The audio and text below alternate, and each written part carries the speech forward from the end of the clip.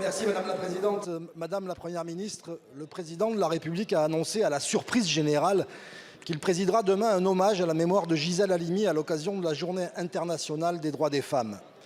Cette initiative a suscité beaucoup de réactions, d'incompréhension et même parfois de colère. Madame la Première ministre, si Gisèle Halimi était encore des nôtres, elle serait en ce moment aux côtés de celles et ceux qui battent le pavé pour dénoncer une réforme dont les premières victimes seront les femmes. Nombre de ses proches dénoncent une instrumentalisation politique et une opération de communication grossière. Gisèle Halimi a mené tant de combats que nul ne peut l'enfermer dans une cause unique. Mais chacun sait qu'elle a surtout défendu avec acharnement la dignité des femmes et des peuples. Chacun sait combien son engagement force le respect et l'admiration de millions de Françaises et de Français. Chacun sait aussi que les batailles qui furent les siennes ont contribué à faire grandir les idéaux de la République. Dans ces conditions, Gisèle Halimi mérite mieux qu'un hommage en forme de provocation. Et la seule reconnaissance qui soit à la hauteur de son engagement serait de décider enfin de son entrée au Panthéon. Le président de la République doit mettre fin à des atermoiements qui sont vécus comme du mépris par ceux qui ont la conviction que la place de cette femme au parcours de vie exceptionnel se trouve légitimement aux côtés de celles et ceux qui sont l'honneur de la France. Les tergiversations du président de la République ne sont pas recevables. Pas une femme, pas un homme qui ne se soit tout entier consacré à tant de grandes causes ne peut prétendre au consensus. Et c'est dans ce temple de tous les dieux qu'il convient désormais de faire entrer cette grande femme. C'est donc avec solennité que je vous demande, Madame la Première ministre, si vous allez enfin œuvrer pour favoriser l'entrée au Panthéon de Gisèle Halimi. Je vous remercie. La parole est à Madame Isabelle Rome, ministre déléguée chargée de l'égalité entre les femmes et les hommes, de la diversité et de l'égalité des chances. Merci Madame la Présidente. Monsieur le député Solignac, je vous remercie de votre question. Le 8 mars, Journée internationale des droits des femmes, est une occasion chaque année de constater que le combat pour l'égalité entre les femmes et les hommes reste d'actualité. Et face à la montée de la pensée conservatrice, nous devons protéger nos concitoyennes, protéger leurs droits les plus fondamentaux. En rendant un hommage national à Gisèle Halimi, le président de la République a choisi d'honorer une femme de combat, une pionnière du féminisme, une avocate courageuse dont la plaidoirie au procès de Bobigny restera gravée dans le marbre de nos mémoires. L'avancée sociétale fondamentale pour les droits des femmes que constitue l'accès à l'interruption volontaire de grossesse mérite, elle aussi, d'être gravée dans le marbre de notre plus puissant texte républicain. Et c'est ainsi que nous protégerons nos filles de toutes les idées rétrogrades qui pourraient un jour avoir draticité dans notre République. Le plan en faveur de l'égalité que je présenterai demain aux côtés de la Première ministre a été élaboré dans cet esprit autour de 4 axes: la lutte contre les violences, l'égalité économique, la santé des femmes, la culture de l'égalité. Je pense que Gisèle Halimi aurait apprécié ce plan. Je vous remercie. Merci Madame la Présidente, Madame la Première ministre. Demain, 8 mars, nous célébrons la Journée internationale des droits des femmes et de la lutte pour l'égalité. Partout en France et dans le monde, les acteurs institutionnels, associatifs, économiques, les citoyens se mobiliseront pour dire leur engagement pour l'égalité, rappeler leurs exigences et marquer le chemin qu'il reste à faire. Les déclarations ministérielles et présidentielles ne feront aucune fausse note dans le concert des bonnes intentions de ceux qui veulent agir pour que les droits des femmes soient renforcés. Pour autant, les grandes déclarations ne suffisent pas. Elles sont louables, mais ne résistent pas au poids des faits et des intentions. Vos intentions pour la réforme des retraites, nous les connaissons. Les femmes paieront un lourd tribut. Le ministre Franck Riester lui-même l'a reconnu. Il a raison. Les femmes ont des carrières ininterrompues, doivent travailler plus longtemps. 19% doivent atteindre l'âge d'annulation de la décote pour liquider leurs droits, contre 10% pour les hommes. Le bénéfice des trimestres de maternité qui permet à de nombreuses femmes de partir repartir à taux plein à 62 ans sera annulée par le report de l'âge légal à 64 ans pour 100 000 d'entre elles. Le dispositif carrière longue et votre désormais célèbre retraite à 1 200 € ne concernera que très peu de femmes. En définitive, votre réforme est encore plus d'inégalités pour les femmes. Et si finalement l'égalité salariale permettant d'augmenter les cotisations était une partie de la solution? Plutôt que d'augmenter la durée de cotisation, agissez en permettant aux femmes de gagner autant que les hommes et ainsi de cotiser davantage, ce qui serait réellement une réforme de progrès, une réforme de gauche. Madame la Première ministre, ma question est donc simple. Le gouvernement va-t-il rejoindre le rang de ceux qui veulent faire de l'égalité femmes-hommes une réalité en renonçant à cette réforme inutile et injuste, surtout pour les femmes? Allez-vous agir pour l'égalité salariale? Aujourd'hui, plus que jamais, ces deux sujets sont liés. Je vous remercie, ma chère collègue. La parole est à monsieur Olivier Dussopt, ministre du Travail et du Plein Emploi. Merci Madame la Présidente. Madame la députée Battistel, j'ai eu l'occasion tout à l'heure de répondre à Madame la députée Parpentier-Lecoq en rappelant plusieurs choses. D'abord, la réforme que nous présentons permet de mieux prendre en compte le caractère malheureusement haché de la carrière de beaucoup de femmes. En intégrant des trimestres cotisés au titre de l'assurance vieillesse par an au foyer, dans l'éligibilité à la pension minimum comme dans l'éligibilité au dispositif de carrière longue, nous apportons une première réponse. En retenant et en soutenant l'amendement présenté par Philippe Vigier sur l'intégration des indemnités journalières d'avant 2012 dans le calcul des retraites, nous aidons aussi au rétablissement et à l'amélioration de la retraite des femmes. En faisant en sorte, Madame la députée, que la pension minimum, telle que nous la mettons en œuvre, puisse venir protéger plus fortement celles et ceux qui ont des carrières hachées, nous savons que les 2 tiers des bénéficiaires, les 2 tiers des 200 000 nouveaux retraités par an qui auront une pension meilleure grâce à cette revalorisation que sans la revalorisation sont des femmes. Vous dites, Madame la députée, cette réforme pèse sur les femmes. Je l'ai dit. En 2030, l'effort qui est demandé est parfaitement réparti entre les deux sexes. 50% pour les hommes, 50% pour les femmes. Et nous allons aller plus loin. Nous allons aller plus loin pour faire en sorte qu'à l'initiative de la majorité sénatoriale et avec le soutien de la majorité présidentielle, nous puissions faire en sorte que les femmes qui atteignent la durée d'affiliation requise à 63 ans puissent bénéficier d'une surcote. Ça n'enlèvera rien au dispositif permettant aux femmes d'éviter la décote, d'éviter la difficulté du fait des trimestres majorés, mais ça permettra à celles qui ont une carrière complète de bénéficier d'une surcote. C'est quelque chose qui est important et c'est quelque chose sur lequel nous voulons travailler. Et puis, 2 dernières remarques, Madame la députée. Vous dites les femmes ont plus souvent besoin que les hommes d'aller jusqu'à 67 ans pour éviter la décote. C'est vrai, mais ça amène 2 remarques de ma part. La première, c'est pour cela que nous avons, pour la première fois, alors que l'âge légal de départ est relevé, nous avons fait le choix de maintenir l'âge de suppression de la décote à 67 ans pour justement limiter cet effet qui amène les femmes à aller plus loin. Et puis, assumons ensemble nos responsabilités, surtout quand elles sont partagées. Qu'est-ce qui fait une carrière hachée? Qu'est-ce qui fait une carrière incomplète? C'est la durée de cotisation. En 2013, comme moi, vous avez voté son allongement. Merci, Monsieur le Président. Madame la Première ministre, 11 mots. En 11 mots, vous allez sacrifier 18 millions de Français sur l'autel de la rentabilité financière. Avec cette simple phrase tirée de votre projet de loi, je cite, « Le mot 62 est remplacé par le mot 64 ». Depuis que le président de la République a souhaité que soit mise en œuvre cette réforme inutile et injuste, vous faites tout pour que le débat démocratique ne puisse pas se dérouler, car vous êtes minoritaire dans le pays et au Parlement. La nuit dernière, votre gouvernement de droite, Madame la Première ministre, était main dans la main avec la droite sénatoriale de M. Retailleau pour empêcher que l'on discute correctement du report de 2 ans de l'âge de la retraite, alors que le même jour, des millions de Français étaient dans la rue pour dire non. Votre volontarisme, c'est en fait de l'entêtement. Votre équilibre financier, c'est en fait un nouvel impôt sur la vie. Votre intérêt général, c'est en fait la préservation des privilèges. Et pourtant, les vrais sujets ne manquent pas.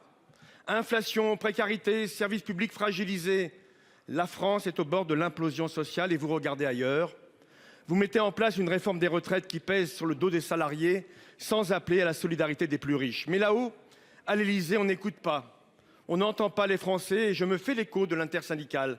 Et je répète ces mots, le silence du président de la République constitue un grave problème démocratique qui conduit à une situation qui pourrait devenir explosive. Alors, Madame la Première ministre, pouvez-vous demander au président d'entendre les Français? Pouvez-vous lui demander de recevoir l'intersyndicale comme elle le demande? Pouvez-vous lui demander de retirer cette réforme?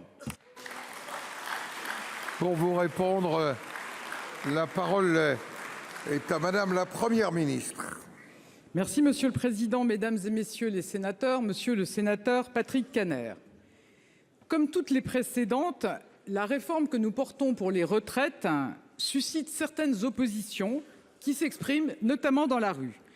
C'est le droit des syndicats et de nos concitoyens.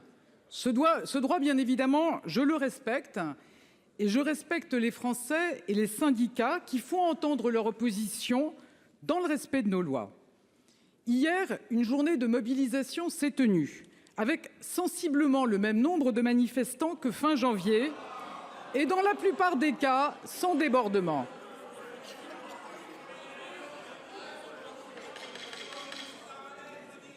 Alors je veux saluer les forces de l'ordre mobilisées pour veiller à la sécurité de cette journée d'action. Je veux aussi saluer la responsabilité des manifestants. Je regrette bien sûr que des incidents aient émaillé certains cortèges, par exemple à Paris ou à Marseille. Je condamne les coupures d'électricité dans certains tribunaux, dans certaines universités, dans certains quartiers et dans certaines permanences parlementaires. Le droit de grève, ça n'est pas le droit au blocage ou la volonté de mettre notre économie à genoux. Hier soir, l'intersyndicale a demandé à être reçu.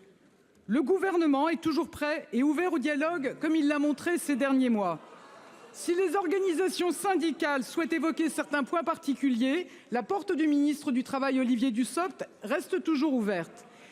Car je le rappelle, c'est bien dans la concertation et le dialogue que ce texte a été construit. C'est après 3 mois de concertation avec les organisations syndicales et patronales et les groupes parlementaires que nous avons décidé de décaler progressivement l'âge légal de départ à la retraite à 64 ans et non pas 65 ans comme prévu initialement. Je rappelle aussi que c'est grâce au dialogue que nous avons décidé de revaloriser les plus petites pensions des retraités actuels. Et je vous rappelle encore que c'est grâce au dialogue que nous avons amélioré le texte sur la pénibilité. Mais ces sujets ne vous semblent peut-être pas importants, monsieur le sénateur, mais je crois que c'est important. La pénibilité, les transitions emploi-retraite, la prise en compte des trimestres de travaux d'utilité collective, les fameux TUC des années 80. Ce sont des changements significatifs. Nous sommes prêts à d'autres. J'ai par exemple eu l'occasion de dire que j'étais ouverte à une surcote pour toutes celles qui auront la durée de cotisation à 63 ans. Toutes ces questions sont au cœur du débat au Parlement. Vous en discutez actuellement au sein même de cet hémicycle. Et je le répète, nous sommes prêts à faire évoluer, à améliorer et à enrichir ce texte dans le respect de ses équilibres. Mais pour y parvenir, nous devons pouvoir débattre loyalement, ouvertement et franchement. Et je peine à comprendre, monsieur le président Kanner, votre ton, vos insinuations et vos attaques. Comme vous le savez, le gouvernement n'intervient pas dans l'organisation des débats au Sénat. Mesdames et messieurs les sénateurs, le temps de la concertation a eu lieu. Le débat au Parlement doit se tenir dans le respect des uns et des autres, sans blocage, avec une volonté de discussion sincère. C'est le fondement de notre démocratie. Nous ne pouvons pas et nous ne devons pas opposer la légitimité de la rue à celle de nos institutions. Depuis quelques jours et jusqu'à la fin de la semaine, la discussion va se poursuivre au Sénat. Plus de 100 heures de débat sont prévues au total. Vous avez les cartes en main pour agir, les cartes en main pour enrichir le texte, les cartes en main pour donner à tous les Français le débat démocratique qu'ils réclament. Je vous remercie. Merci. Monsieur le président Kanner. Madame la Première ministre, vous n'étiez pas dans l'hémicycle cette nuit. Vous auriez peut-être eu un discours différent. Mais finalement, quand j'ai employé le mot d'entêtement, je me suis trompé. C'est de l'aveuglement vis-à-vis de notre pays. Et finalement, je ne vais pas vous répliquer, Madame la Première ministre, je vais parler aux Français. Les Français pourront compter sur nous, sur notre détermination pour faire face à cette mauvaise réforme indigne par rapport à leurs intérêts. Et je vous le dis très simplement, ils peuvent compter sur nous au Sénat pour être leur porte-voix. Merci, Monsieur le Président. Cette réforme protège les femmes qui ont commencé à travailler tôt, les femmes qui sont dans les métiers difficiles, les femmes qui ont dû interrompre leur carrière. Ces propos sont de vous, Madame la Première ministre, et vous venez d'ailleurs de les réitérer. Aujourd'hui, j'ai une pensée pour les femmes que je connais dans mon département des Landes, où l'industrie agroalimentaire est très présente. Et plus particulièrement, je pense à cette femme qui avait témoigné lors d'un important mouvement de grève dans une entreprise de transformation agroalimentaire de mon département et qui avait raconté qu'elle se levait à 4 heures du matin pour aller travailler sur une chaîne d'éviscération de volailles à plusieurs kilomètres de chez elle pour un salaire à peine supérieur au SMIC après de nombreuses années d'ancienneté. Vous voyez, Madame la Ministre, tous les critères que vous avez cités sont réunis ici. J'aimerais que vous m'expliquiez comment ce projet de loi va améliorer la future retraite de cette salariée. Pour vous répondre, la parole est à monsieur Olivier Dussopt, ministre du Travail, du Plein Emploi et de l'Insertion. Merci, Monsieur le Président. Madame la sénatrice Lubin, si j'ai bien écouté votre question, vous avez pris l'exemple d'une femme qui travaille dans une industrie agroalimentaire sur une chaîne de préparation de volailles, donc un travail physique et, si j'ai bien compris aussi, un travail posté avec des départs extrêmement tôt. Et vous nous dites, qu'est-ce qui dans votre projet de loi va permettre d'aider cette femme? Dans notre projet de loi, ce qui va permettre d'aider cette femme, c'est qu'au titre de la pénibilité, nous allons améliorer le compte professionnel de prévention. Nous allons diminuer de 50 à 30 le nombre de travail posté qu'il faut faire pour obtenir des points au titre de la pénibilité. Si cette même femme est exposée simultanément à la fois des températures qui peuvent être extrêmement basses dans l'industrie agroalimentaire, mais aussi exposée à des aspects de manutention particulièrement pénibles ou à des travaux de nuit, elle pourra aussi obtenir plus de points. Grâce à notre projet de loi, et si vous votez cet article 9, la branche professionnelle à laquelle elle appartient, celle de l'agroalimentaire, sera tenue, obligée de négocier un accord de prévention de la pénibilité que nous allons cofinancer à hauteur de 1 milliard d'euros. Et les postures pénibles, les vibrations, le port de charges lourdes seront prises en charge et lui permettront à la fois de bénéficier de prévention, de formation de reconversion, mais aussi d'un suivi médical renforcé et, le cas échéant, si malheureusement l'usure professionnelle fait son œuvre, la possibilité d'un départ anticipé. Vous avez dit, Madame la sénatrice, que cette femme a travaillé toute sa vie pour un niveau de salaire très proche du SMIC. Grâce à notre projet de loi et grâce au relèvement du minimum contributif et donc des pensions les plus basses, nous allons pouvoir l'aider à partir avec une retraite meilleure que si cette réforme n'était pas votée. Et puis peut-être, Madame la sénatrice, que cette même femme, si elle ressemble à celle que je connais dans mon département de l'Ardèche, peut-être qu'elle a commencé à travailler extrêmement tôt. Et grâce à notre réforme, elle va pouvoir partir aussi plus tôt parce que nous protégeons les carrières longues.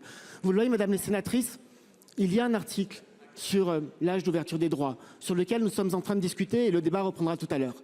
Mais après cet article, une fois l'obstruction que vous essayez de mettre en place sera surmontée, nous pourrons peut-être nous intéresser à ce que dans cette loi permettra à cette femme d'être protégée. Madame Lubin. Monsieur le ministre, je savais que vous m'apporteriez une réponse parfaite, claire, formatée. On appuie. Oh, j'ai dit formaté, on appuie sur le bouton et tout sort, il n'y a pas de souci. Vous parlez des critères de pénibilité. Une fois de plus, je ferai remarquer que c'est ce que vous avez enlevé. Nous avions mis de véritables critères de pénibilité. Vous vous êtes empressé de les enlever. Vous parliez des carrières longues. Oui, mais si cette femme n'a pas eu la chance de commencer à travailler juste avant 18 ans, elle travaillera quand même 2 ans de plus, c'est-à-dire de 62 à 64 ans. Ce que je voulais dire surtout, c'est que lorsque l'annonce a été faite de cette réforme, vous avez cherché les uns et les autres à instrumentaliser la cause des femmes pour mieux vendre votre projet de loi, mais les économistes qui se sont penchés sur la question ont immédiatement démonté tout cela. Et enfin, je terminerai, comme l'a exprimé ces derniers jours Madame Violaine Lucas, présidente de l'association Choisir la cause des femmes, et sur un tout autre registre, celui de l'hommage rendu à Gisèle Halimi, je veux moi aussi vous rappeler que les femmes ne veulent plus instrumentaliser, qu'il s'agisse des ouvrières des Landes ou de celles qui combattent en mémoire des plus grandes comme Gisèle Halimi. Monsieur le Président, Madame la Ministre, mes chers collègues, en 2001, la loi Aubry rend obligatoire 3 séances d'éducation à la sexualité au cours d'une année scolaire. Ces séances sont un outil indispensable au dévoilement des stéréotypes sexistes, à la lutte contre les violences faites aux femmes, à la compréhension du consentement et à la prévention contre les pratiques sexuelles à risque auprès des jeunes. En cette journée internationale des droits des femmes, je vous rappelle que le dernier rapport du Haut Conseil à l'égalité sur l'état des lieux du sexisme en France a révélé une recrudescence du sexisme chez les jeunes hommes. 25% d'entre eux pensent qu'il faut parfois être violent dans une relation amoureuse, contre 11% tous âges confondus. Il est plus que jamais indispensable d'agir et notre premier levier, c'est d'appliquer la loi. Fin 2020, pendant l'examen du PLF 2021, j'alerte Monsieur Blanquer, car de nombreuses associations signalent la non-tenue des séances dans certains établissements. Le Sénat adopte mon amendement qui prévoyait d'augmenter le budget dédié à l'organisation de ces séances pour que leur mise en œuvre soit effective. Jean-Michel Blanquer m'avait alors rétorqué qu'il n'y avait pas de problème et la mesure avait été supprimée à l'Assemblée. Pourtant, il y a quelques mois, nous apprenions qu'un rapport de l'Inspection générale de l'éducation nationale révèle qu'à l'école primaire et au lycée, moins de 15% des élèves bénéficient de ces 3 séances, moins de 20% au collège. Partout où je vais sur le terrain, des enseignants, des associations féministes, des gendarmes m'alertent sur le fait que ces séances n'ont pas lieu. Le Haut Conseil à l'égalité demande un plan d'urgence pour la mise en œuvre effective de ces séances. Et la semaine dernière, 3 associations, le Planning familial, SOS Homophobie et SIDAction, ont décidé d'attaquer l'État en justice pour vous mettre devant vos responsabilités. Elles gagneront car elles ont raison.